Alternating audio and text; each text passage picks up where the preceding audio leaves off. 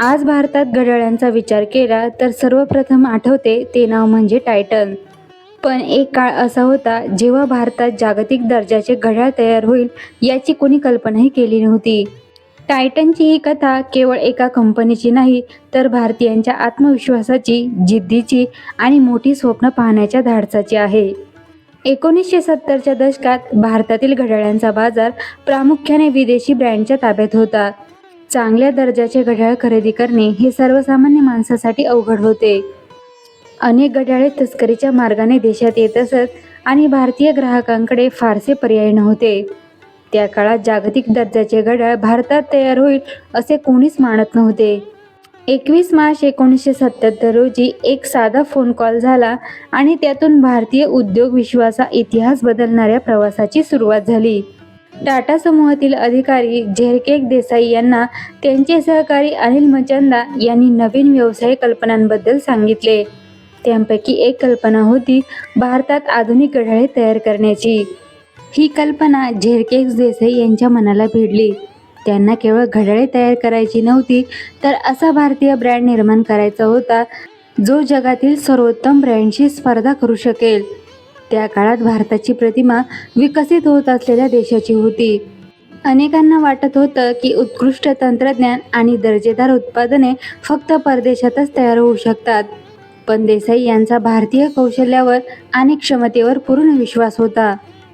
मात्र हा प्रवास सोपा नव्हता. अनेकांनी या प्रकल्पाला विरोध केला. काहींना वाटत होतं की भारतीय ग्राहक महागडे भारतीय घड्याळ कधीच स्वीकारणार नाहीत. सरकारी परवानग्या, तांत्रिक अडचणी आणि आर्थिक जोखीम यामुळे प्रकल्प वारंवार अडचणीत येत होता. अनेक वेळा हा प्रकल्प बंद करण्याचाही विचार झाला.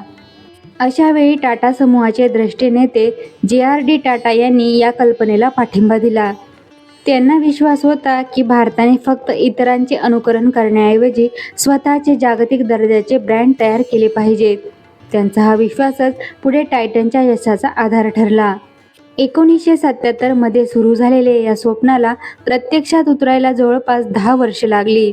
या काळात तंत्रज्ञानाचा अभ्यास करण्यात आला, अभियंत्यांना प्रशिक्षण देण्यात आले आणि आधुनिक उत्पादन पद्धती विकसित करण्यात आल्या. टाटा समूह आणि तमिळनाडू इंडस्ट्रियल डेव्हलपमेंट कॉर्पोरेशन यांच्या संयुक्त प्रयत्नातून 1984 मध्ये टायटन कंपनीची स्थापना करण्यात आली. उत्पादनासाठी तमिळनाडूमधील होसूर या छोट्या शहराची निवड करण्यात आली. या कारखान्यामुळे हजारो लोकांना रोजगार मिळाला. विशेष म्हणजे अनेक महिलांना प्रथमच आधुनिक औद्योगिक क्षेत्रात काम करण्याची संधी मिळाली. टायटन केवळ घड्याळे तयार करत नव्हता, तर हजारो कुटुंबाचे भविष्य घडवत होता. त्या काळात भारतात बहुतांश घड्याळे यांत्रिक तंत्रज्ञानावर आधारित होती. पण टायटनने धाडसी निर्णय घेत क्वार्ट्ज तंत्रज्ञानाचा स्वीकार केला. हे तंत्रज्ञान अधिक अचूक, विश्वासार्ह आणि आधुनिक होते. हा निर्णय जोखमीचा होता, परंतु याच निर्णयामुळे टायटन इतर कंपन्यांपेक्षा वेगळा ठरला. 1987 मध्ये अखेर टायटनची पहिली घड्याळे बाजारात दाखल झाली. आकर्षक डिझाईन, उत्कृष्ट गुणवत्ता आणि अचूक वेळ दाखवणारी ही घड्याळे भारतीय ग्राहकांना खूप आवडली. सर्वात महत्त्वाचे म्हणजे ही घड्याळे अभिमानाने मेड इन इंडिया होती. पहिल्यांदाच भारतीयांना जाणवले की देशात तयार होणारी उत्पादनेही जागतिक दर्जाची असू शकतात. टायटनच्या जाहिरातींनीही लोकांच्या मनावर वेगळी छाप पाडली.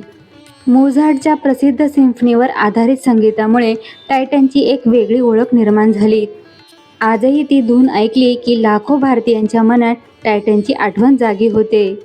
हळूहळू टायटन हे केवळ घड्याळ राहिले नाही, तर भारतीयांच्या भावनांशी जोडले गेले. पहिली नोकरी, लग्नाची भेट, वाढदिवस किंवा निवृत्ती, प्रत्येक खास प्रसंगी टायटनचा सहभाग असू लागला.